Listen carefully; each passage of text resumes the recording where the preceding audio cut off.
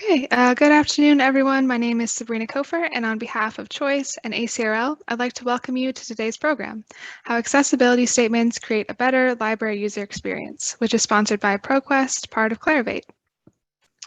Today's discussion is one in a series of sponsored webinars from Choice and ACRL that addresses new ideas and developments of interest to the academic library community. Before we get started, I'd like to point out just a few features of the webinar software. All of the attendees who join the presentation are automatically muted and your cameras are off, so don't worry about generating any noise or feedback. We've got that taken care of for you. In the main area of the screen, you can follow along with the presentation materials. We're using the Q&A feature today. Please use it to ask questions of our presenters. We do expect many questions and we likely won't have time to get to them all, so we apologize in advance for that. With that being said, we'll answer as many questions as we have time for at the end of the presentation. So please do type your questions into the Q&A box as they occur to you. You can also use the upvote feature to highlight questions that you like. Also, there is closed captioning available for today's session. To toggle the automated captions on or off, please use the CC button on the bottom right corner of your screen. Last, please note that we are recording today's program and everyone who registered should receive a follow-up email with a link to the archive version. And with that, we are ready to get started, so I'll pass it over to Joanna. Thank you, Sabrina. Hi, I am Joanna Keel. I am ProQuest Product Marketing Manager, and I have the pleasure of introducing our speakers today. Next slide, please. Starting with Hugh Alexander. Hugh has been working in the publishing industry for 25 years. His passion for promoting accessibility has developed through listening to the stories of issues of users and content providers. Hugh is Managing Director of textBOX, a UK-based company providing image description and accessibility services, including the Aspire Accessibility Review Service. Hugh is a member of the Publishers Association Accessibility Action Group and the Further and Higher Education Digital Accessibility Working Group. He is a regular conference speaker and writer on image descriptions and accessibility issues. And Brandy McNamara, Director of Product Management at ProQuest. Brandy's focus is on teaching and learning in the library space. She began her career teaching grammar to middle school students, supporting faculty peers and using the latest classroom technology, and authoring original curriculum materials for Orange County schools. Before ProQuest, she worked in both the private and public sectors as an instructional designer for online learning and as a product manager for higher ed courseware. Next slide, please. So today we're actually going to kick off our session with a poll question, and we'd love to hear from you. So today's poll question: how familiar are you with accessibility statements? A, very familiar, I've written one before. B, familiar, I've seen a few. C, not familiar, I don't know where to start. We'll give you some time to answer the question that best fits your situation.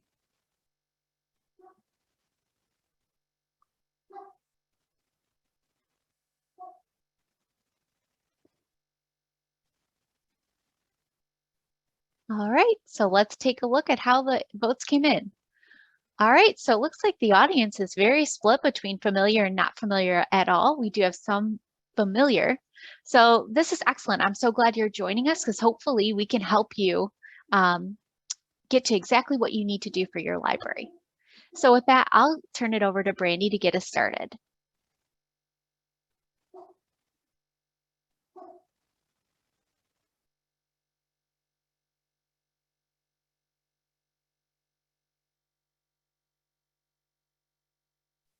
Oh, Brandy, you're on mute. Thank you. Thanks, Joanna. Thanks all of you who participated in the poll. Good afternoon and good morning, everyone. Today, Hugh and I will review how accessibility statements can improve librarian and patron experiences with new and emerging technologies. ProQuest has created accessibility statements that speak directly to the librarian users of LibCentral and the patron users of eBook Central. Essentially, we stripped away the technical jargon found in traditional VPATs and embrace a more practical language speaking directly to our customers and our end users. With this simple adjustment, our communications have greatly improved the experience for all of our customers. So who uses our statements and why are they important?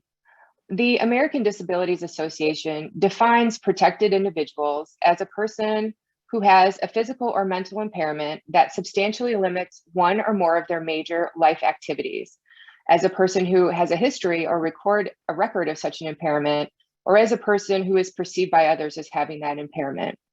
With more than 15% of the global population falling into this group, in addition to those using assistive technologies as convenience, it really is all of us at some point in our lives.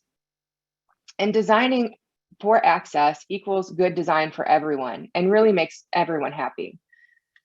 Why are accessibility standards even needed? So really the standards create this predictability and better enables access to information through browsers and improves interoperability with assistive technologies. So standards are often followed by and required by law, required by our customers, and those with disabilities really rely on clear communication to better understand how our product will work for them within those guidelines. Really, it's critical to everyone. I mean, have you left your reading glasses at home before, or had your arm in a sling? Or like me, listened to the music too loud in your teens and are paying for it later in life? The fact is, at some point, the features and functionality originally designed to improve the experience of colleagues with varying abilities will benefit you too. So you can use these accessibility statements to learn about the experience before you interact, including how the tools that you use and services you rely on make it easier for you to navigate within our products or within your library. So what can you do specifically? You can ensure vendors meet WCAG standards for browser-based applications, and there's a new version of that coming out later this year. You could use a wide variety of accessibility tools to test, retest, and test again any materials that you make available. You can work with experts like textBOX to develop meaningful communications, and you can request current VPATs.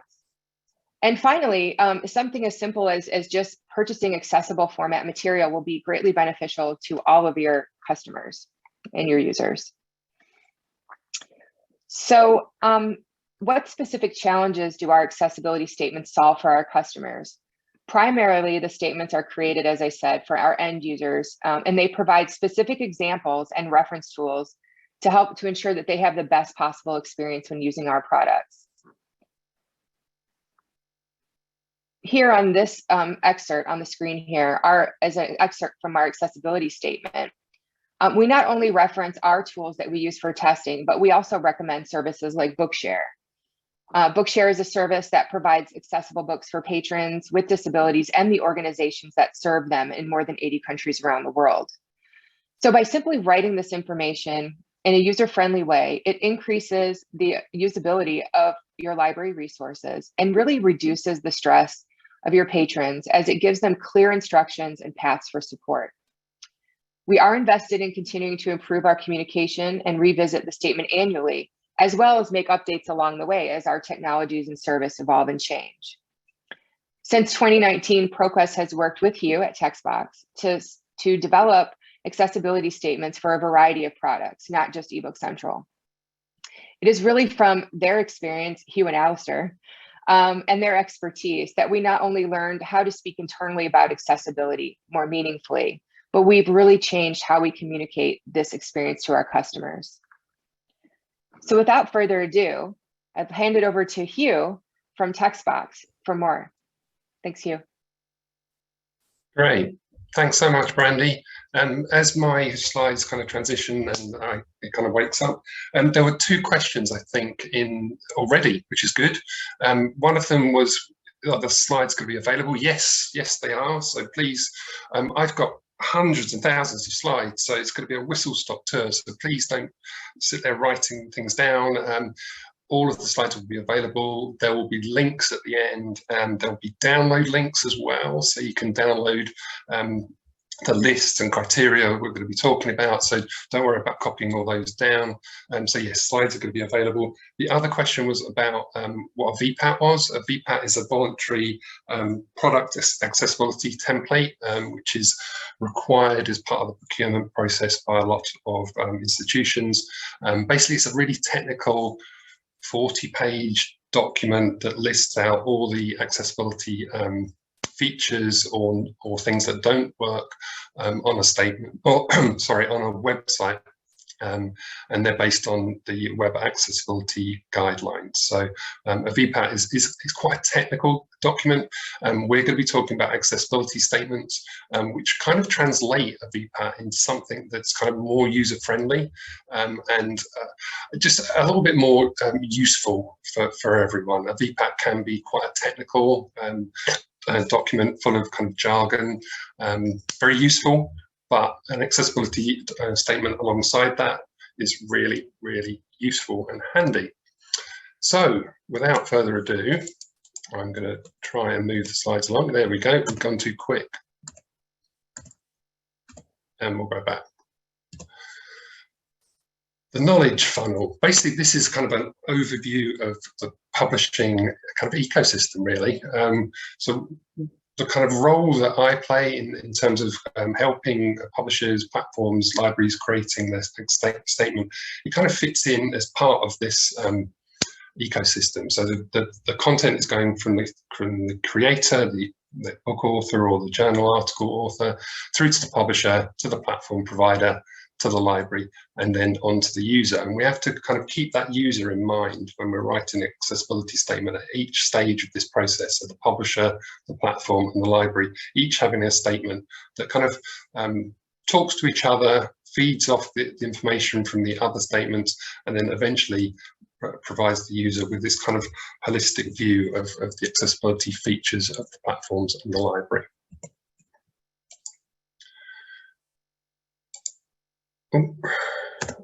Problems with the old moving around. The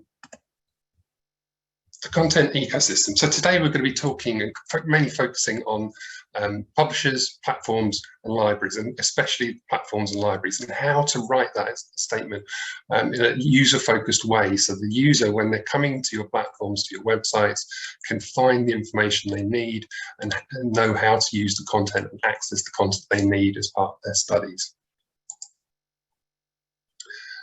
One of the things that I've kind of really noticed as working with accessibility statements over the years is that a lot of statements are really just that. They're just a statement. They're things like, we do this and we do that and that's it. It's not really that informative. It's quite a brief statement. It's quite aspirational. And often the case is it just covers things like compliance and risk. People are writing those statements because they have to be compliant with the regulations. They want to kind of manage the risk involved. And in the end, it becomes almost a checklist exercise, which, well, we've done this, we've done that, tick, tick, tick, forgotten about. Last time we looked at our accessibility statement was 2019. Nothing's happened ever since. And it kind of gets forgotten. And we want to kind of change that kind of thinking around accessibility statements so that people think about them in a different way and about opportunities that an accessibility statement offers. And there's many different ways that accessibility statement can benefit an organization or an institution. Essentially, you need to look at that statement as a conversation. It's not about just telling your users what you can do. It's also about having feedback from them and creating that conversation and learning from users and improving and iterating and going forward. So it's a much more kind of flexible approach, a much more kind of involved approach and involving communication with your users and understanding your users in a better way.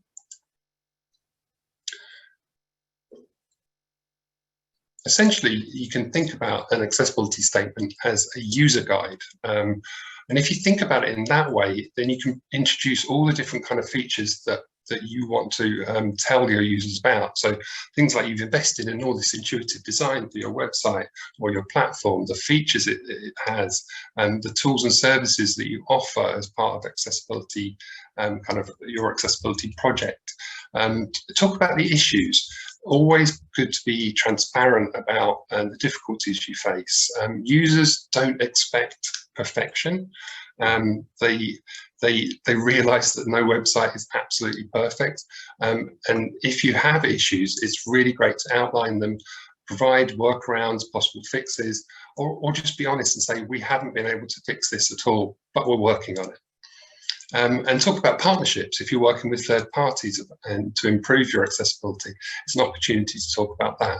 It's also an opportunity to talk about future plans, using a roadmap and saying, we understand that this is not working quite properly. We've identified that issue and we're going to fix it by June or whatever it may be. It's a way of having that conversation and imparting that information to your users. A statement can also be an inclusive marketing tool. So it's an opportunity to tell the story of the amount of investment and time you've placed in accessibility, and the resources involved in that, the ways you've innovated, how your approach to accessibility aligns with your vision and identity for your organization or your institution or university or your library. And it's also a really great way to kind of impress upon student recruitment. So if a student comes along and can see that your library is really involved in accessibility, is making sure that everything, all that content is accessible as possible, it's a really great advert for the organisation, for the institution. So thinking about, rather than this kind of dull, boring accessibility statement checklist, oh, we've done that, let's forget about it. Think about it as an opportunity to kind of tell your accessibility story of your institution and the good things that you're doing and how it can benefit the users and the readers.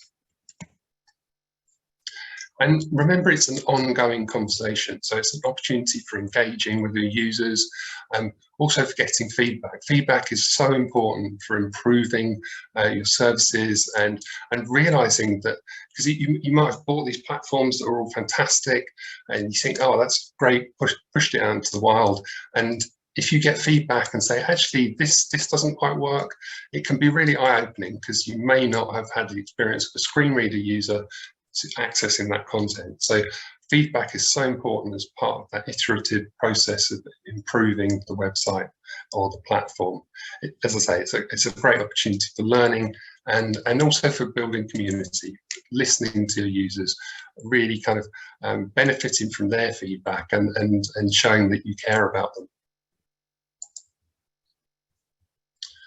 So at textBOX, we've launched something called the Aspire project back in 2018, and it's based on the FACTS model. So FACTS is an acronym, it stands for formative, actionable, compliant, transparent, and supportive. And these are the 5 key aspects we believe that should be included in an accessibility statement. Formative being making users smarter, actionable, making users resilient, so that you give them information that is actionable and they can actually go away and benefit from, making sure it's compliant. Compliant is definitely important, but we're just kind of making it a bit more rounded with the other aspects. Transparency, making sure that all the information is available to your users and to students, and being supportive, making sure that there are ways to feedback and provide help to the actual students. There's a lot of criteria. I'm not going to go through all of the FACTS criteria, there's about 30, and they break down into 3 main groups. So it's communication compliance, content compliance, and also thinking about the user experience. So you're thinking about testing, about contact information, about non-accessible content, and being transparent about that information and saying where the website or the platform doesn't adhere to the standards.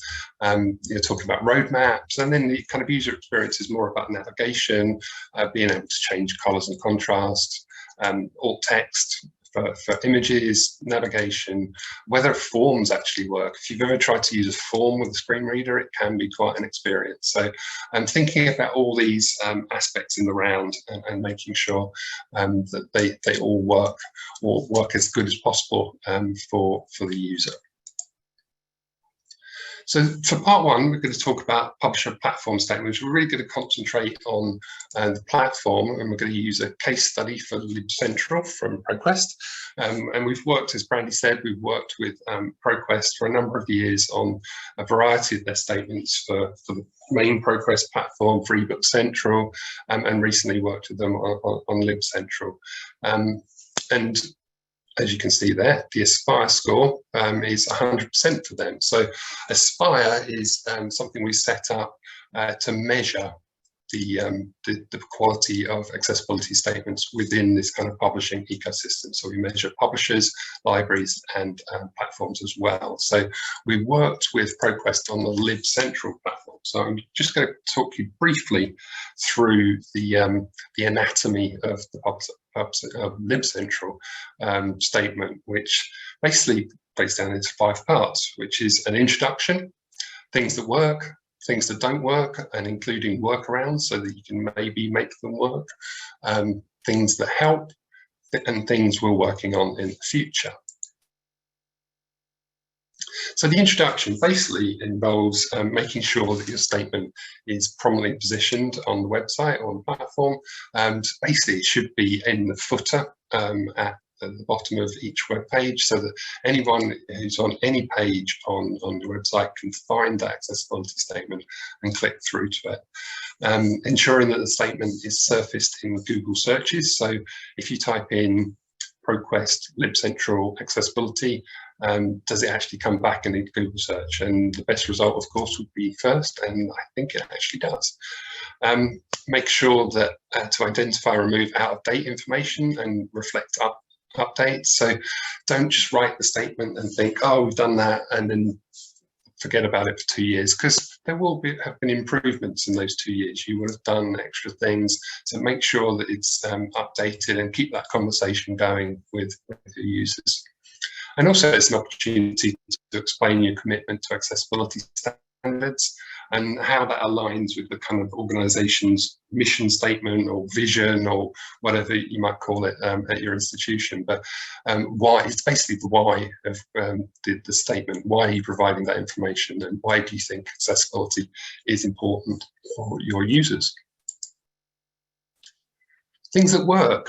So this section tells users what you've done for accessibility and kind of how they can benefit from it. So it may include information about, oh, you can use magnification and reflow really well on the website. You can expand it up to 400% and you can see it better.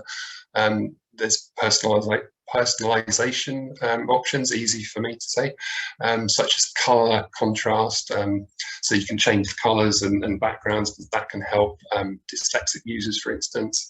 You can talk about how image descriptions are available, navigation options. You can say how you've tested it for keyboard only navigation.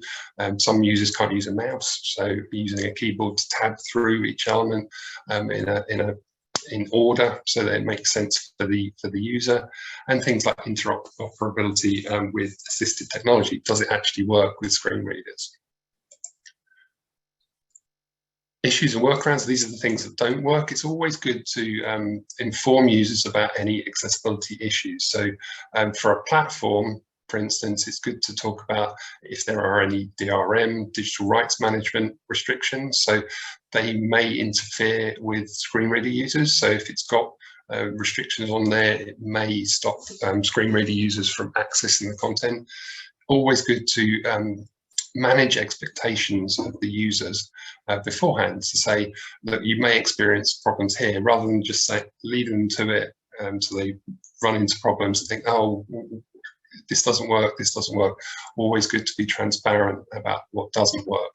And also, it's an opportunity to discuss other options that are available to help manage expectations again. So if your website doesn't support or provide an option for changing color, there are third-party add-ons, plugins that you can download, all of them free, basically, that you can introduce and say, we don't have that on our website or our platform, but you might like to try these third-party options that can help you, and just providing those kind of possible workarounds that help the user going forward to access the content.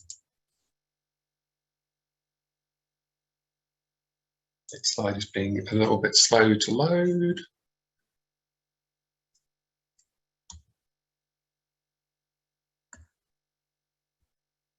things that help. Ensure users can request accessible content and talk about accessibility inquiries. So basically providing a section on contact details, how to contact you by email or by phone or whatever it might be, smoke message, fax if you're from the 1980s, those kind of things, providing information pathways or kind of contact pathways to get to an answer that the user might need, providing any licensing terms that may be required.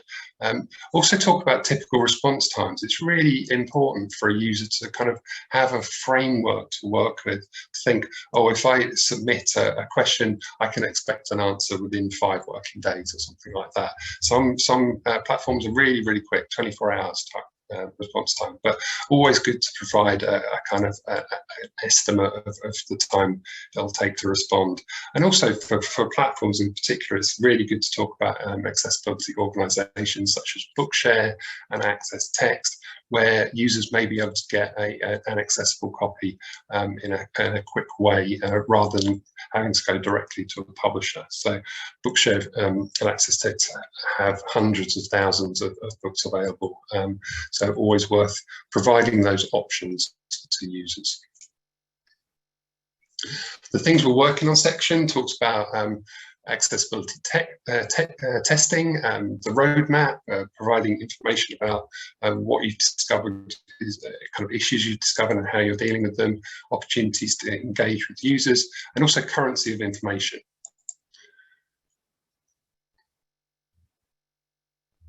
Sorry, my slides are moving over really slowly, so I can only see kind of like a glimpse of the next slide before it arrives. Here we go. So testing and management. Include the dates when the testing was done, so that you can say, look, it's really up to date. We tested it in January. It really gives a good sense for the users to see how engaged you are and how up to date the information is. And outline what the testing involved. Here's a snapshot from the Lib Central statement. So testing involved things like a color contrast analyzer from WebAIM. It involved ACTS, accessibility testing tool, also involved Wave. Keyboard access was manually tested. High contrast Chrome extension was used, and also various screen readers, including JAWS, NVDA, and VoiceOver. So testing to make sure that content can be read out. Roadmap. So a roadmap is a way of communicating with customers about identified issues and how it's having a good old roadmap. Going back to the previous guide, the roadmap. So with the Lib Central guide or the Lib Central statement in the website, and also outlines the kind of when they're going to be fixed, kind of Q2, Q3, Q4 throughout the year. There's such a lag on my slide. There we go. We're back to the roadmap. So you can see there it's Q2, Q4, 2022. So you can manage expectations, issues that are being addressed, and basically it's a really great opportunity to use the roadmap to measure your own improvements. So you can look at the roadmap in 12 months' time and say, actually, we've done X, Y, and Z, and we can tick these things off, keep it updated. And it's a real good way of showing, kind of envisioning how to improve the website and how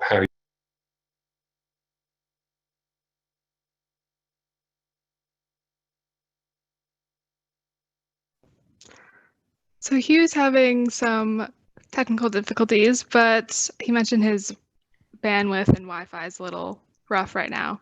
But while we wait for him to get back, Joanna, I don't know if you want to just, there's a couple of questions in the Q&A maybe we could start with while we... I'm back, by the way. Okay, Hugh, I'm going to ask you to keep your video off. I think that might help with the bandwidth. Yeah, okay? That sounds good. They don't need to see my ugly face. Great, thank you. All right. So where were we? We're on the roadmap before we crashed off the roadmap. Cool. Okay, so making sure that information currency, again, as we've mentioned before, thinking that an accessibility statement is not just a one-off exercise. Don't just write it and forget about it. It should be updated at least annually.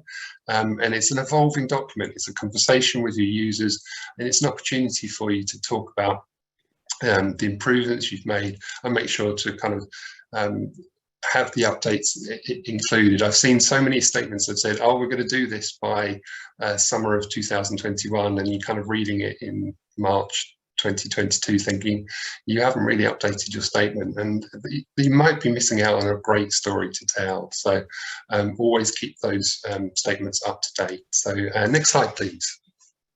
Thank you, Bill, by the way. And this is basically the statement framework. I don't need to go through all these details, but this is the libcentral statement that we came up with. So it talks about all the accessibility features, things like magnification, text-to-speech. It talks about that non-accessible content and provides a roadmap dealing with that, support and feedback section, information about technical information, accessibility testing, and the improvements on workflows going forward. So it just creates that framework to work in and provides a really good section headers to provide that kind of structure for the statement. So next slide, please. So let's talk about library statements. We'll whiz through this. Next slide. It's about telling your story. So this is an actual example. This is live on a university library website right now, somewhere in the US. I won't say who. And it basically talks about we're committed to providing online services and tools, resources available to everyone in our community, including people with disabilities, follows WCAG standards, regularly testing, la la la. We work closely with vendors, we're working towards universal access, all very aspirational. There may be gaps, but if you're unable to access anything, contact a librarian. This is the whole statement. There's nothing more. So it's not really. It's saying it's moving in the right direction, let's say, but it's not really giving you concrete information that will help you navigate the website or the platform. So this would be really great as an introduction, talking about how important you think accessibility is and how it aligns with your kind of goals and helping your students, but overall it's not very practical. So making sure that your statement is user-focused and practical is the key here, and that's what we're going to cover in the next few slides. So next slide, please. This is the anatomy of the statement for libraries. So it kind of breaks down into three main areas, which is communication, content, and user experience. So next slide. We'll deal with communication compliance, which assesses the quality of the information provided within the accessibility statement, including things like contact information, the responsiveness to requests, testing, and various feedback channels. Next slide, please. So you're looking at, I'm not going to go through each one of these in detail, but you're talking about the scope, what that actually accessibility statement covers. Is it just a library? Is it the whole university? Type things like that. So specifying the scope, making sure that that statement is discoverable, really important. I've searched for there was about 1,000 higher education statements in the UK, and it was really surprising how difficult it was sometimes to actually discover the statement. They've written a fantastic statement, but they'd forgotten to include links and things like that. So it was really difficult to actually discover the statement. So making sure that it's really easy for people to click through and find the content they need is very important. Talk about preparation of the statement, when it was written initially, when it was last reviewed, so that people can see the improvements being made and that you're up to date with the actual platform. Talk about site testing, and also provide contact details for alternative formats. So if someone wants access to a book that's only available in print or kind of an inaccessible ebook, make sure that you can provide details for the user to contact the librarian about getting access to a book, so they can contact the publisher and get a accessible copy for them. Next slide, please. Offer avenues for feedback and complaints, basically email addresses, contact forms, anything like that. telephone numbers if you want people to call you. Again, talk about responsiveness, how long the user can anticipate to get a response in. Sometimes enforcement procedures are important to include in accessibility statements. In the UK and Europe, we have to provide information about contacting the Equality and Human Rights Commission. Similar, I think, in the US with Section 508, so that you have to provide the kind of details of the enforcement procedure. And also, if possible, it's always good to provide reference to additional user-focused guidelines. In the UK, we have something called AbilityNet, which is a fantastic, rich environment website for information about making your computer more accessible. Gives you fantastic background information. So always good to provide kind of information about tools that might make users' lives a little bit easier. Next slide, please. For content, this basically assesses the quality of the information provided and talks about transparency around non-compliance and talks about the legal language as well. So next slide. Technical information, how the statement actually, in the UK, we have to adhere to something called public sector bodies, accessibility regulations, same as in Europe as well. And also talk about compliance with web standards. Many of the US cases, I think it's WCAG 2.0 AA standard. In Europe and UK, it's WCAG 2.1. As Brandy said, 2.2 is on the way. So making sure that you measure your website against those standards. Next slide, please. And also, if especially for libraries, you're dealing with a lot of third-party suppliers and content. The procurement process really in the UK especially is and with Section 508, you're having to purchase content and platforms that is accessible. So often cases it's really good to provide accessible links to accessibility statements of your kind of partner suppliers. So this is an example from the University of Kent that provides a whole directory of the digital resources that they have, and they link out to the accessibility statements so the user can get more information about each one. Next slide, please. Content, and this is talking about non-compliance, and we covered a lot of this in the vendor statement. So making sure that you're kind of being transparent about what works and doesn't work. I won't go through that whole list, but you can refer to that at your leisure, and providing an accessibility roadmap to outline how you're dealing with those non-compliant issues and how you're kind of working with them. You've provided workarounds, but you're actually going to fix them in the future. Next slide. Level 3 is user experience, so measuring the quality of the information provided so that users can personalize the website. And basically the goal here is to empower your users, give them information about your website, what they can do, what you've provided, the kind of tools you've provided with them, and outline all the things that they can do to make sure that their experience is personalized to them. So next slide, please. So that includes things like colors and contrast, being able to change those around. Again, magnification and reflow, navigating the page using skip links and tab order, and making sure there's a visual focus. So when you tab through, you can still know where you are on the page. Making sure menus and submenus actually work for screen reader users. Often cases you've got drop-down menus, and sometimes you cannot actually access that drop-down part of the menu, so you can't actually get to the places on the website that you actually want to. So testing all these kind of aspects manually is incredibly important, and testing with a screen reader is very important as well. Things like NVDA as a screen reader is a free tool. It's downloadable. It's very easy to kind of get the hang of and do some testing with that to see what the experience of your users is, or actually get hold of a user with low vision who uses a screen reader and get them to test your website and try and break it. Next slide, please. Again, images and alt text. Have you provided alt text for your images? hyperlinks, do they make sense, or are they just a big, long, huge, horrible URL? Is the hyperlink actually providing meaningful information? Videos, providing captions, transcripts, audio descriptions, making sure the structure of the page is good, so the hierarchical structure, so all the headings are in the right place and in the right order, and again making sure that forms actually work, because forms are a little bit of a nightmare, so always good to have them tested to make sure that they're actually working correctly. Next slide, please.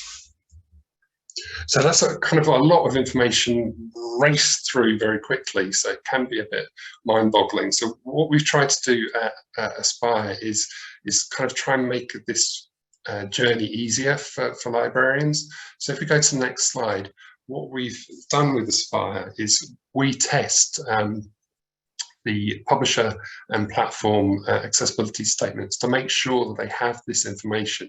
So you can then look at the Aspire list of platforms or publishers and go, actually, this publisher or that platform have really done a great job with accessibility. So we're looking at things like response times and contact details and DRM settings and all this kind of information, and testing each statement for all this information, and then providing it in a kind of a list. If we see on the next page, you can see exactly the platforms and how they've performed. So this is the Aspire platform list. You can see that there's 100% scores for ProQuest and going all the way through. And we've looked at probably for platforms about 60 different platforms. So you can take a look and see what the Aspire score is. And if they have got a good Aspire score, a gold score is something over 75%, but we've seen a number of 100% scores in recent months. So it really shows that the publishing and platform kind of community are really embracing accessibility and realizing that it's really important information for both libraries and for users. So next slide. And we're almost at the end. This is just to show that the impact of Aspire, the red X's, which are kind of low scores on there, were our initial scores back in 2018. There were only 2 gold-rated scores back in 3 years ago, almost 4 years ago now. But now we have over 20 with gold scores, and we've got, I think, 17 with the highest 100% score. So a big improvement. We know there's a whole long tail there and we're working through them, but we're seeing a great improvement and great engagement from publisher and platform communities. Next slide, please. And you can see here just a sample of the publishers and platforms that have passed. So Cambridge, all these kind of JSTOR have got 100% gold scores for Aspire. So these are really good publishers and platforms to work with regard to accessibility. Next slide. And I realise I'm conscious of time, so we can probably skip this one. Basically, Aspire scores make it easy for procurement process. The Aspire list for libraries, you can go onto the Aspire list for platforms, and for publishers, it's absolutely free. And 10% of all the fees we receive from publishers and platforms for reviewing their content is donated to Camera, which provides computer equipment for Africa. So we're making sure that we're doing our bit as well. Next slide, please. Just quickly, I just wanted to point out SearchBOX. We can jump to the next slide so we can get some more questions in. But SearchBOX is a directory that we've launched where you can look up accessibility statements. You can look up any platform publisher on the platform. Again, this is a free service. You can just sign up, and basically we've gone through and mapped all those imprints. So if that imprint that disappeared in 1984 and you're wondering, oh, I need an accessible copy of that book, who owns it now? We've mapped it all through, so it's always Cengage. Cengage always own everything now.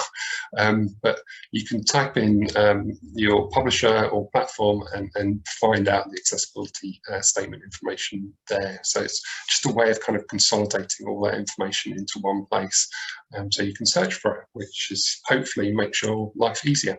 Next slide, please. And this is the final slide, so thank you for kind of hanging in there with technical problems and my dodgy internet. Basically, all I'm thinking about is on a daily basis is working with publishers and platforms and libraries and users to make sure that everyone's telling their accessibility story and everyone working together. So publishers are providing information which platforms can then use and incorporate into their statements, which then influence libraries. And then the user finally gets that information and can see that kind of whole view. So everyone who wants access to content can get it in an accessible way. So moving towards a kind of inclusive ecosystem. And it's been an absolute pleasure to work with ProQuest on that. And the ProQuest Accessibility Directory is a work of art, really. It's unique in the industry in terms of providing accessibility statements, VPATs for all of their different platforms. So it's a really, really great initiative, and happy to be a small part of that. So that, I believe, is me. Awesome. Thank you, Hugh. This is Joanna Keel again. I'm going to be moderating the questions that came in. So very well done, even with the technical issues. We've gotten a few questions in here. So I'm going to just start naming them. And again, if we don't get to your questions, we certainly will follow up afterwards. So one of the first questions we got, actually, Hugh, is earlier on in your presentation. It comes in from Todd. I'm going to kind of just summarize the question. Todd's wondering if we've ever thought of the difference between calling out the disability or impairment like we did in the provided accessibility statement like dyslexia versus avoiding naming that particular disability or impairment so not to exclude others.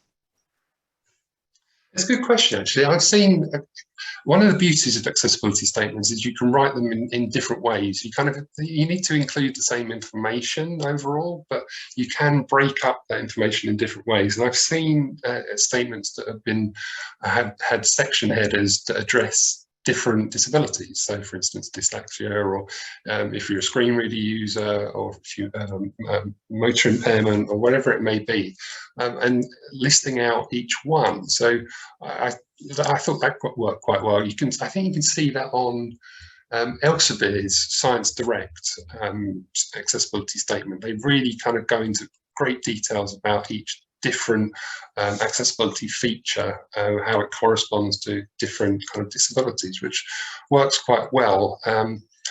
I would say it's better to do it that way in terms of providing that information, that kind of specific structured information for each disability, and then providing a kind of heading structure so that sometimes an accessibility statement can be quite long. So if you have a good heading structure, someone can go into there and find the information they want very quickly. So, because as you say, some of that information might not be relevant to that particular user. So I'd recommend providing headers and specifying the accessibility features for each disability. Really, I think users do appreciate kind of that kind of honest and easy to access information. Thank you. Brandy, this question is for you. Does ProQuest offer an accessibility statement for databases as well as ebooks? Thanks, Joanna. And thank you for asking the question. Actually, ProQuest does have an accessibility directory, as Hugh mentioned, and not only ProQuest, but Ex Libris products are also listed there. And many of them, all of them have an accessibility statement, and many of them have a VPAT. So I've shared the link in the chat. It's also in the previous slide where we shared links, so you'll have access to that after the call. But you will find that the ProQuest platform is listed there, and many of the databases are found on that platform, and that their statement addresses those databases specifically. Awesome, thank you. Hugh, I think this question's back over to you. This comes in from Sarah. Have you seen any exemplary library accessibility statements that you would recommend as an example? Oh, good question. I've seen UK ones because we've been so focused. It's become part of our law in 2019. It came part of the public sector bodies regulations. So everyone, all the libraries were working really hard to kind of make sure that they are compliant. So there's some really fantastic examples over here. University of Kent is one example, University of Leeds another. I'll be happy to provide a list of some really good examples. And I can actually take a look through some US ones as well to see. I know the regulations are slightly different, so the pressure might be a little bit different, but I can certainly provide you with some different takes on it as well, kind of different approaches to accessibility statement, kind of containing the same information but different look and feel, because you know every university has a different approach to their website, so you need to kind of blend it in with that kind of marketing and branding and things like that. But I can certainly provide a list. But in the UK, the University of Kent would definitely be a really fantastic example to look at. Great. I think this question's also for you, Hugh. I think you have the next couple. No Comes worries. from Sue Ellen. Can you give an example of what hierarchical library website looks like and why that is important for end users? By hierarchical, I'm not quite sure what that means. If it's in terms of kind of the university web estate, so there'll be a university kind of accessibility statement, an overarching statement for the website as a whole. But often cases, the library is in on a different URL, so you'll need an accessibility statement for the library. Some cases you've got VLEs for each course. So in the UK, at least, in Europe, you need an accessibility statement for each VLE. So there's kind of a nesting effect, a kind of cascade from the accessibility statement for the website for the university as a whole, and then to the library, which is much more focused on the kind of content and access, and then the kind of VLE statement. So it's that nesting effect. It can be quite difficult to have each one talking to each other correctly. I think the ProQuest statement, the kind of accessibility directory, does it quite well in terms of providing that information in a kind of a searchable form, but making sure that each one is linked and that they're talking to each other and not siloed is really, really important. So from the accessibility website university kind of overarching statement, there's a link, should be a link to the library statement, and then or into the VLE. So there's kind of a framework and a structure to it. And if you're talking about heading structures within the statement, they'll need to be hierarchical so that the screen readers can zip through each section quite easily. I hope that answers the question, but if it doesn't, as Joanna says, please do drop me an email and I'll be happy to answer in more detail. Great, thank you. This next question comes in from Katie. How long, say in pages, is a typical statement? And how much of a statement might just be linking to other accessibility statements? And is that okay to send out those links? Absolutely, as long as they're meaningful hyperlinks and you're telling the user where they're going. It's like, oh, this is a statement for X or Y, so you kind of cut down on the length of the accessibility statement. There's no kind of prescribed perfect length for an accessibility statement. If you're a huge university, you might have a bigger accessibility statement than perhaps a smaller university or college, but so that the statement is basically the amount of information that you want to impart to your users. So as long as you're including all the relevant information, it doesn't have to be huge and 10,000 pages long, because nobody's going to read that at the end of the day, are they? So we talked about VPATs earlier. VPAT is a 40-page document, which is kind of ironically not very accessible. The format is not perfect. But who's going to read a kind of 40-page technical document? Not many people. So you don't really want to scroll through 10 pages or whatever of an accessibility statement. Keep it kind of succinct, punchy, well organized with headings, a good roadmap, links to additional information, that's absolutely fine. It doesn't have to be all on one page. As long as it's signposted clearly, that's absolutely perfect. And it also gives an opportunity for those separate statements to be updated regularly, so you don't have to update one statement all the time. You can update the kind of satellite, as they were, kind of statements, and the main statement can stay as it is. So it creates a little bit of flexibility as well. So absolutely, having that network of accessibility statements is a really good idea, as long as it's linked in a good way. Thank you. This next, I think we have still time for a few more. This next question comes in from David. You know, some of the crowdsourced Aspire platform entries are old, coming from 2018. Yes. Are there efforts to recheck these?